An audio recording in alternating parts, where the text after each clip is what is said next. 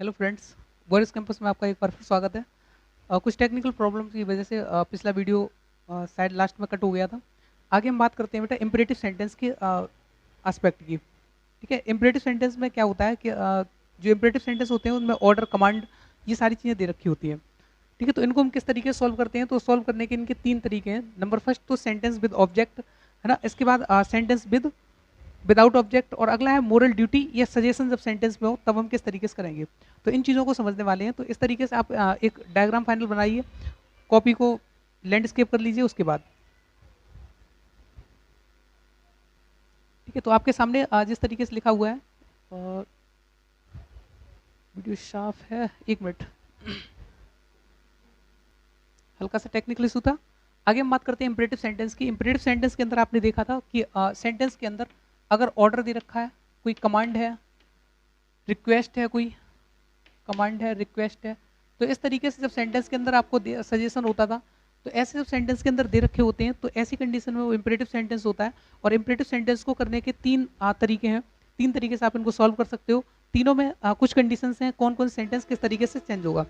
पहला इसमें एस्पेक्ट है कि सेंटेंस जब आपके साथ ऑब्जेक्ट के साथ हो, यानी सेंटेंस विद ऑब्जेक्ट। जैसे मैन वर्ब लिखी है, मैन, आपको पता है कि इंपरेटिव सेंटेंस की शुरुआत ही किससे होती है? तो मैन वर्ब की फर्स्ट फॉर्म से। तो मैन वर्ब की फर्स्ट फॉर्म है, उसके बाद ऑब्जेक्ट है उसका, फिर अदर वर्ड है। अगर ऐसी की सिचुएशन है तो आप करेंगे क्या? इसको सॉल्व करने के लिए आप सबसे पहले क्या लिखेंगे? लेट। फिर उसके बाद जो ऑब्जेक्ट आपको दिया गया उसको ऑब्जेक्टिव केस में ही रखना है, क्योंकि आपको पता है कि इनका सब्जेक्ट जो होता है वो यू रहता है, वो छिपा होता है, हिडन सब्जेक्ट है। तो ऑब्जेक्ट रखना है। फिर उसके बाद आपको पता है कि बी फॉर्म चाहिए होती है, तो लेट की हमने बी फॉर्म बनाई, लेट बी, तो यहाँ पर वी ई लगा दी। उसके बाद मैन वर्ब की क्या करते हैं आप? पैसिव वॉइस जितने भी होते हैं थर्ड फॉर्म आप लगाते हैं, तो थर्ड फॉर्म आपने लगाई। फिर उसके बाद अदर वर्ड लिखते हैं। इनके एग्जाम्पल समझ लेते हैं। तो एग्जाम्पल की बात करें तो हमने कहा कि डू इट, इसे करो। तो ऐसी कंडीशन में कैसे करेंगे आप इसे सॉल्व? तो आप सबसे पहले लेट लगाएंगे सेंटेंस में, लेट लगाया हमने, उसके बाद ऑब्जेक्ट करने को क्या था? इसे, तो इट लगाएंगे आप। इसके बाद बी ई उसने कहा तो हमने वी ई लगा दी, लेट इट वी लगा दिया। मैन वर्ब की third form do man verb थी, तो हमने मैन वर्ब की थर्ड फॉर्म लगाई, डन। तो लेट इट वी, डन हो गया। इसी तरीके से अगले सेंटेंस हमने लिखा कि please please write a letter letter for my father. ये सिचुएशन कब आती है? कब आप इससे ऐसा कहोगे? जब आप खुद नहीं पढ़ोगे, तब आपको मजबूरी में यही कहना पड़ेगा, प्लीज मेरे लिए मेरे पापा के लिए पत्र लिख दो, या किसी और के लिए पत्र लिख दो। तो वो जो मन में आएगा वो लिख देगा। इसीलिए पढ़ लो तो आप ही खुद पत्र लिख लोगे, आपसे लोग रिक्वेस्ट करेंगे कि मेरा ये काम कर दो। तो ध्यान रखना, आपने कहा किसी से कि please write a letter for my father, है ना। लेटर तो बहुत अच्छे अच्छे भेजते हैं लोग। मैंने देखा कि व्हाट्सएप पे लेटर इतना अच्छा लिख के आता है वहां से कि ये सेवा में फलाना है, ये और ये सारे काम लिख देते हैं। बट आपको परीक्षा में पूछ ले तो उसका तो पता ही नहीं कैसे लिखा जाएगा। तो यहाँ पर जब ये सेंटेंस है तो हमने लिखा कि please write a letter for my father, तो हमने लिखने को क्या कहा? तो आपने कहा सर लेटर लिखने को कहा है, तो यहाँ से उठाना शुरू किया। मैंने लिखा लेट, लेट अ लेटर, और उसके बाद वी ई, इतना आप लगाएंगे, लेटर द लेटर बी, और फिर उसके बाद रिटर्न, राइट की थर्ड फॉर्म आप लगा देंगे, रिटर्न। और अब बचा क्या? अदर वर्ड्स, तो आप लिख देंगे for my father, for my father. आप कहोगे सर इसमें प्लीज भी बचा है, इसको क्या करें? तो प्लीज और काइंडली इनको छुट्टी पे भेज दो, कह दो अब आपकी जरूरत नहीं है। पैसे वॉइस में आप प्लीज या काइंडली का प्रयोग ना करें।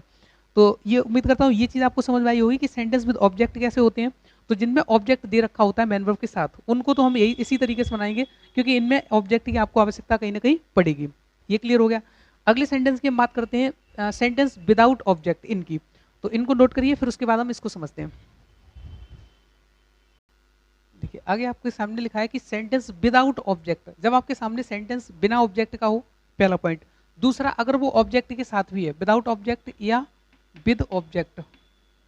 ठीक है, ये फॉर्मूला गोल्डन फॉर्मूला है, इसे क्या कह लो? इंपरेटिव वॉइस का गोल्डन फॉर्मूला, क्योंकि इस वाले फॉर्मूले से सारे काम आपके हो जाएंगे।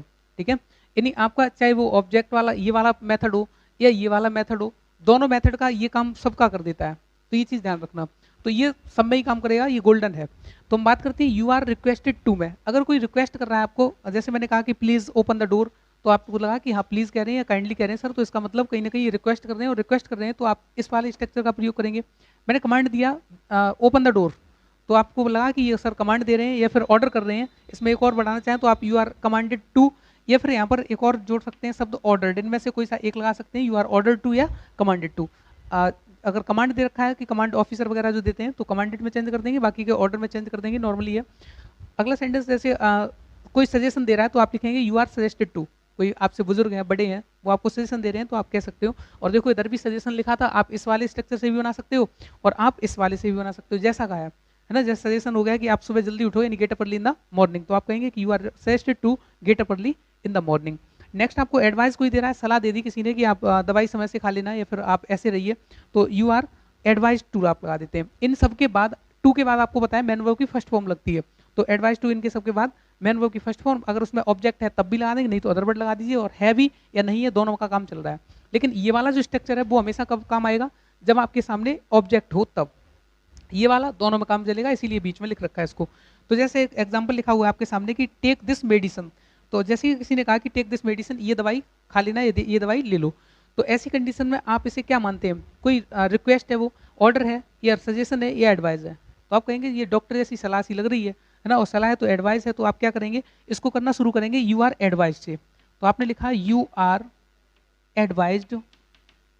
अब आपको सर वर्ब की थर्ड फॉर्म या बी फॉर्म क्यों नहीं लगी, तो देखो बेटा ये देखो आर क्या है, अपने आप में बी फॉर्म है, और एडवाइज्ड अपने आप में वर्ब की थर्ड फॉर्म है, तो ऑलरेडी हमने यूज कर ली, तो बार बार इसे यूज नहीं करेंगे।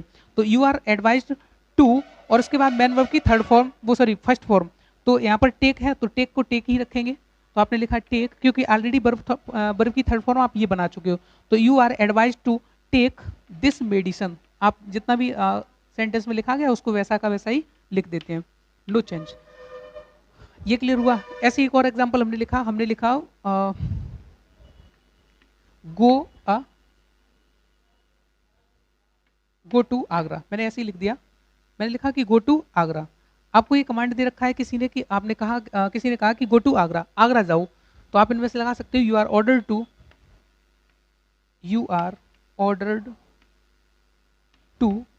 गो टू आगरा। क्या लिख देंगे आप, गो टू आगरा, इसमें कोई बदलाव नहीं होगा, गो ही रहेगा, क्योंकि ऑर्डर ऑलरेडी वर्ब की थर्ड फॉर्म यूज कर लिया आपने।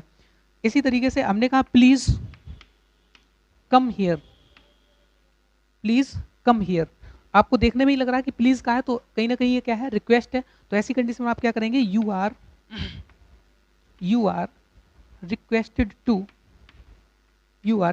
To come here. अच्छा, हियर का देयर कब हो जाता था, दिस का दैट कब हो जाता था, याद है आपको? तो मैंने वो डायरेक्ट आपको नरेशन जब पढ़ाए थे उस कंडीशन बताए थे, नहीं तो इसमें करके बैठ जाओ आप, है ना। हियर का देयर कर लो, देयर का हियर कर लो, कुछ भी कर लो आप, ऐसा नहीं होता। पैसिव वॉइस में केवल ऑब्जेक्टिव सब्जेक्टिव केस का ध्यान रखना होता है, बी फॉर्म का ध्यान रखना है, मेन वर्ब की थर्ड फॉर्म का ध्यान रखना है, और इनकी अरेंजमेंट का ध्यान रखना है, बस इतनी सी बातें होती है। कोई भी नियरिंग या फारिंग वर्ड में चेंजिंग नहीं होते। तो ये आपने समझ लिए होंगे कि इस तरीके से जब आपके वाक्य हो, सब्जेक्ट हो भी या ना भी हो, तब ये वाला फॉर्मूला आपका काम करेगा। सबसे सिंपल है, you are requested to, you are order to, you are commanded to, ये लगाकर उसके बाद मेन वर्ब की फर्स्ट फॉर्म लगाएं और आगे बढ़ जाएं, कोई समस्या इसमें नहीं होगी। बात करते हैं हम जरा इस सेंटेंस की, जब सेंटेंस के अंदर मोरल ड्यूटी कोई दे रखी हो। मोरल ड्यूटी का मतलब आप जानते होंगे कि कोई भी नैतिक कर्तव्य है आपका, जैसे मैंने कहा कि फॉलो द ट्रैफिक रूल्स, यानी ट्रैफिक रूल्स का पालन करिए। मैंने कहा कि स्टडी वेल, अच्छी तरीके से पढ़िए ना, गेट जॉब, अच्छी नौकरी पाइए, गेट अ गुड जॉब। तो ऐसी जो ये चीज़ें हैं, ये मोरल ड्यूटी है, नैतिक कर्तव्य हैं आपके। सुझाव है कि आपको जल्दी उठना चाहिए सुबह, आपको माता पिता की सेवा करनी चाहिए, छोटे बच्चों से प्रेम करना चाहिए। तो ये जो सारी चीज़ें हैं वो आपकी किसके अंदर आ जाती हैं, मोरल ड्यूटी के अंदर या सजेशन के अंदर आ जाती है। तो इनको करने का तरीका क्या होता है, तो उसको हम समझ लेते हैं। देखो इंपरेटिव सेंटेंस है तो आपको पता है कि मेन वर्ब की कहीं ना कहीं फर्स्ट फॉर्म तो दी जाएगी, फिर उसके बाद ऑब्जेक्ट दिया जाएगा, और फिर उसके बाद कोई ना कोई अदर वर्ड्स दिया जाएगा। बट आप जब इसे पैसिव वॉइस बनाएंगे तब ऐसी कंडीशन में क्या करेंगे, तो उसको समझिए। आप इसमें क्या करते हो, सबसे पहले इसमें ऑब्जेक्ट को उठाइए, ऑब्जेक्ट के बाद एक हेल्पिंग, और ऑब्जेक्ट क्या, वो सब्जेक्ट बन जाएगा, यहाँ कर क्या बना लीजिए उसको एज ए सब्जेक्ट यूज करिए, और उसके बाद शुड बी आप लगाइए, क्या लगाएंगे आप, शुड बी, और उसके बाद मेन वर्ब की थर्ड फॉर्म, फिर उसका अदर वर्ड जो भी सेंटेंस में दे रखे हो उनको लगा दीजिए।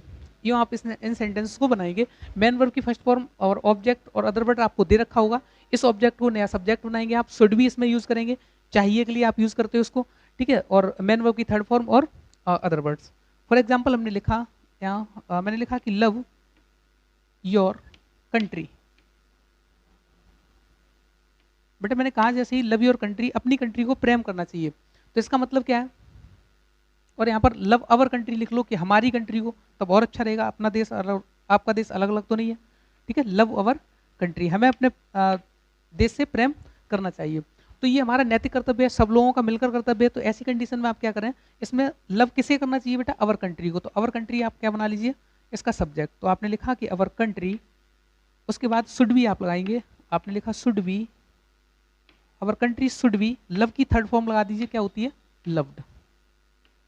इस तरीके से इसे बनाएंगे। तो ऐसे सेंटेंस जब आपको लगे कि कोई मोरल ड्यूटी है या कोई सजेशन है, तो ऐसी कंडीशन में आप इसे शुड बी वाले फॉर्मूले से बनाएं। बाकी के आपको सिंपल तरीका ये है, आप इस सेंटेंस को ऐसे भी कर सकते थे, you are suggested to love your country, love our country, ऐसे ऐसे बना सकते थे, ठीक है। You are advise to love our country, ऐसे भी बना सकते हैं। आप चाहें तो ऐसे भी बनाए, आप चाहें ऐसे बनाए, आप चाहें ऐसे बनाए। आप ऐसे ही बना सकते थे कि let our country be loved, ये इसका तरीका हो गया। तो आप तीनों तरीके से आप इन्हें बना सकते थे, क्योंकि इसमें ऑब्जेक्ट दे रखा है, और ऑब्जेक्ट नहीं होता तो मजबूरी होती है आपकी, ना इससे बना सकते थे आप, ना इससे बना सकते थे, केवल क्या आपके सामने ये थर्ड वाला ऑप्शन। तो इस तरीके से आप इंपरेटिव सेंटेंस को बनाते हो। तो कुछ मैं एग्जांपल्स आपकी डिस्प्ले पर फ्लैश कर रहा हूँ, उनको करने की कोशिश करेंगे, फिर उसके बाद हम एक एक उन्हें सॉल्व करेंगे एक एक करके। आपकी डिस्प्ले पर कुछ क्वेश्चन लिखे हुए हैं, इनको देखिए जरा और इन पर सॉल्व करने की कोशिश करते हैं। तो सबसे पहले आप कोशिश करिए, फिर उसके बाद वीडियो को रोक दिया करो, जैसे आपने इनको नोट किया पहले सेंटेंस को, फिर अपने मन से किया, फिर उसके बाद वीडियो को चालू करें जहाँ से मैं कराना फिर एक एक करके शुरू करता हूँ, फिर उसको आप मैच कर लीजिए, ठीक है। अब ऑनलाइन बैठे हैं तो आप ऐसे ही पढ़ सकते हैं, बाकी ऑफलाइन होते तो आप जानते हो किस तरीके से चलते थे सीन, ठीक है। तो अगर हम बात करें इसकी shut the window, shut the window का मतलब क्या हो गया कि दरवाजा बंद कर दो। तो किसी ने आपसे कहा, अगर वो रिक्वेस्ट करता तो कहीं ना कहीं प्लीज लगा के कहता, जब प्लीज ना लगा दिखे आपको तो आप समझ लेना कि ये ऑर्डर है, कोई विशेष नॉर्मल बात नहीं है। तो आपसे कहा कि शट द विंडो, तो मुझे तो ये ऑर्डर लग रहा है किसी ने कहा आपसे, तो आप इसे बनाना शुरू करेंगे। या तो चाहे हम इसको कैसे बनाएं, यू आर ऑर्डर से, क्योंकि वो थर्ड वाला जो मेथड है आपका, बीच वाला जो सेकंड मेथड मैंने लिखा था, वो दोनों में काम करेगा, ऑब्जेक्ट हो तब भी और ना हो तब भी। तो पहले हम लेट से बनाना शुरू करते हैं। हमने लिखा लेट, क्योंकि इसमें ऑब्जेक्ट भी है, क्या बंद करना है, द विंडो बंद करनी है, ठीक है। तो आपको पता है, तो let the window, let the window, उसके बाद आप बी लगाएंगे, क्योंकि आपको पता है कि लेट के बाद बी लगानी होती है, तो लेट द विंडो बी, और शट की थर्ड फॉर्म भी शट ही रहती है, तो शट मैंने लिख दिया। पहला ये तरीका हो गया। दूसरा तरीका ये कहता है कि आप चाहें तो इसको ऐसे बनाएं कि you are ordered to, you are ordered to shut the window, इधर तो कोई चेंज नहीं करना, शट द विंडो। इस तरीके से ये सेंटेंस बनाएंगे ना। राइटिंग समझ में आ रहा होगा, थोड़ा बहुत आ रहा होगा, समझ लें, बोल तो रहा हूँ, ठीक है, लिपसिंग से समझें कुछ। अगला सेंटेंस लिखा है कि bring a glass of T, चाय का एक कप लाओ। अब इस तरीके से ऐसे सेंटेंस को कैसे बनाएंगे, आपके पास देखो क्या लाने को है, तो आप कहेंगे एक कप ऑफ टी, ऑब्जेक्ट भी है तो आप लेट से भी बना सकते हैं, और ऑब्जेक्ट हो भी और ना भी हो तो आप सेकंड मेथड से बना सकते हैं। ये कोई नैतिक कर्तव्य तो नहीं लग रहा, मोरल ड्यूटी लाओ शुड से बना दें, है ना, तो ऐसा तो नहीं है। तो आप लिखेंगे यहाँ पर लेट, सबसे पहले लेट लिखा, उसके बाद इसका ऑब्जेक्ट लगाया एक कप ऑफ टी, ऑब्जेक्ट लगा लिया इसका। इसके बाद आप क्या लिखेंगे, बी लगाएंगे। क्यों लगाया बी, क्योंकि आपको बी फॉर्म जरूरत है। तो लेट एक cup of tea be, bring की थर्ड फॉर्म क्या होती है बेटा, ब्रॉट, ब्रॉट, है ना। कभी कभी कुछ बुक्स में दे रखा होगा इसमें कि लास्ट में बाई यू भी लगाते हैं, क्योंकि आपको पता है कि ऑब्जेक्ट यहाँ हिडन होता है, और ऑब्जेक्ट सॉरी सब्जेक्ट यहाँ हिडन होता है, कौन सा वाला, यू, तो लास्ट में वही यू दे देते हैं। तो आपको पता है, अगर ना पता हो तब भी आप जानते होंगे कहीं ना कहीं, क्या जानते होंगे कि इनमें यू है तो लास्ट में बाई यू लगेगा, क्योंकि इंपरेटिव सेंटेंस है। तो जब उनमें हिडन रहता है तो इसमें भी हिडन रहता है, कोई दिक्कत नहीं है ना। आप समझे कि ये बाई यू नहीं लगा रहे तो सेंटेंस गलत है, ऐसा नहीं होता। अगला सेंटेंस, अब इसको चाहें तो आप किससे और बना सकते हैं, यू आर वाले स्ट्रक्चर से। तो मैंने इसको बनाना शुरू किया यू वाले से, तो मैंने लिखा यू आर, यू आर, किसी ने कहा कि bring a glass sorry cup of T, अच्छा आपसे ऑर्डर देके मैं एक ग्लास चाय लेके आओ, तो आप दोगे उसे, दोगे तो उसमें चाय में थूक के और ले आओगे, है ना। तो इतनी गुस्सा होगी आपको, तो वो आराम से कहेगा, प्यार से कहा। तो किसी ने कहा तो आपने कह दिया कि यू आर, यहाँ रिक्वेस्ट लगाना चाहें तो आप रिक्वेस्ट लगा सकते हैं, बाकी के ऑर्डर में भी काम कर सकते हैं। वैसे ऑर्डर करेंगे तो नाराज सा ये लगेगा कि ऑर्डर दिया है, तो बड़ा नाराजगी वाले शब्द हो गए। तो you are requested to bring a cup of tea, ऐसे भी बना सकते हैं आप, ठीक है, कप ऑफ टी। इनमें से कोई सा भी आप लगा सकते हैं, ऑर्डर या रिक्वेस्ट। मोस्टली इनके लिए जब कोई चीज़ आपसे मांगता है तो प्यार से ही मांगता है, उनके लिए रिक्वेस्ट आप यूज़ करिए, कोई दिक्कत नहीं है। अगला सेंटेंस लिखा है कि फिनिश दिस वर्क, इस काम को खत्म करने को कहा गया। तो फिनिश दिस वर्क, ये बॉस कहता है कभी कभी आप जब काम जो टारगेट दिया होता है उसको कंप्लीट नहीं कर पाते तो कहते हैं फिनिश दिस वर्क सून, जल्दी करिए इसको। तो ऐसी कंडीशन में आप लिख सकते हैं यहाँ पर यू आर ऑर्डर्ड, अगर इस वाले स्ट्रक्चर से कर रहे हैं, you are ordered to finish this work, finish this work. और लेट वाले स्ट्रक्चर से कैसे बनाएंगे मैं बोल के बता रहा हूँ, आप इसे नोट कर सकते हैं। लेट दिस वर्क आप उठाएंगे, let this work be finished, आप ऐसे कर सकते हैं लेट वाले स्ट्रक्चर से। अगला सेंटेंस लिखा है इन्फॉर्म द पुलिस, पुलिस को बुलाओ, किसी ने कहा कि पुलिस को बुलाओ, तो यहाँ पर आप लिख सकते हैं। अगर इसमें चाहें तो हम प्लीज़ भी लगा दें, है ना, क्योंकि ऐसी जब रिक्वेस्ट की जाती है तो इनमें प्लीज़ लगा मिलता है आपको। शॉर्टकट में मैंने प्लीज़ लिखा है व्हाट्सएप वाला। व्हाट्सएप का ट्रेंड जो है लगातार दिनों दिन बढ़ता जा रहा है और इसमें शॉर्टकट चीज़ें आती जाती हैं, ठीक है। कभी कोई समय होता था कि ओके की स्पेलिंग इस तरीके से होती थी, OKAY, इस तरीके से। आज उसका ट्रेंड धीरे धीरे कम हुआ और बात आ गई ओके पर, इतना शॉर्ट लिखने लगे। फिर ये फुल स्टॉप भी गायब होने लगे, केवल क्या आ गया, ओके लिखना लगा। अब आने वाले समय में क्या हो गया, केवल के लिख रहे हैं, बस के। और ये मोस्टली लड़कियां करती हैं कि केवल यहाँ से ट्रेंड चला और आपका कहाँ गया लास्ट में, केवल के से काम चला रहे हैं। तो इतनी बड़ी शॉर्टकट हो गई, धीरे धीरे शॉर्ट्स वीडियो आने लगे, शॉर्ट चीज़ें होने लगी। अब तो शॉर्ट पहनते थे, अब शॉर्ट्स बनाने भी लगे लोग, है ना। यूट्यूब पे आप देख लो, शॉर्ट्स वीडियो का ट्रेंड है ना, हर जगह पे ये चीज़ें शॉर्ट्स होती जा रही हैं। तो ऐसा ना करें, जो भाषा है हमारी, जो संस्कृति है, उसको डुबोए ना। तो आगे की हम बात करते हैं। और हम लोग भी यही सोचते रहते हैं कि चलो कुछ चीज़ें शॉर्ट टर्म में मिल जाए, शॉर्ट टर्म में। शॉर्ट टर्म वाली चीज़ें लॉन्ग टर्म तक नहीं चल सकती, तो इसलिए जो लॉन्ग टर्म वाली हैं उनको कम समय में आप तैयार करो, ये हो सकता है। अगला सेंटेंस लिखा है कि इन्फॉर्म द पुलिस, तो मैंने लिखा है यहाँ पर you are requested to inform the police, आप सीधा सीधा इधर लिख लेंगे इन्फॉर्म द पुलिस। आप चाहे ऐसा कर सकते हैं। दूसरा ये तरीका है कि आपको समझ नहीं आ रहा है ये मैं इसे रिक्वेस्ट मानूं या ऑर्डर मानूं, तो ऐसी कंडीशन में एक और तरीका है, आप चाहें तो लेट से बनाएं इसे। तो आप लिखेंगे कि let the police be inform, की थर्ड फॉर्म आप लगा देंगे फिर इसमें इन्फॉर्म्ड। अगला सेंटेंस लिखा है कि फायर, केवल इसने फायर कह के छोड़ दिया। और फायर आपको पता है कब कहा जाता है, जब किसी को गोली मारने का आदेश दिया जाता है, ऑर्डर कमांड होता है। तो आप यहाँ लिख देंगे कि यू आर कमांडेड टू, क्या लगा देंगे, to fire, you are commanded to fire. आगे सेंटेंस अगला है please give me your book, इनको हटा देते हैं फिर उसके बाद हम करते हैं आगे। देखिए आगे ये सेंटेंस यहाँ तक हो गया था फायर, आपने लिखा था इसको you are commanded to fire, आपको आदेश दिया गया फायर करने का। अब इसमें देखो फायर का कोई विशेष और ऑब्जेक्ट नहीं है, तो केवल एक ही तरीका है, वो सेकंड वाला मेथड, उसी को करेंगे। अगला सेंटेंस लिखा है please give me your pen, तो प्लीज लग गया बेटा, रिक्वेस्ट है तो आप इसे लिखना शुरू करेंगे you are requested to give और ये बचा क्या है, गिव मी योर पेन, पूरा लिख देंगे आप, गिव मी योर पेन। ये वाले बिल्कुल सिंपल सेंटेंस होते हैं, इनमें कुछ भी विशेष इधर उधर नहीं करना है, केवल ये वाला स्ट्रक्चर जोड़ना है। बाकी अब चाहे लेट से भी आप बना सकते हैं, आप बनाएंगे कि लेट मी, ठीक है, let me be given your pen, ऐसे बना सकते हैं। या दूसरा तरीका ये है, आप लिखेंगे कि let your pen be given to me, दो तरीके ये हैं।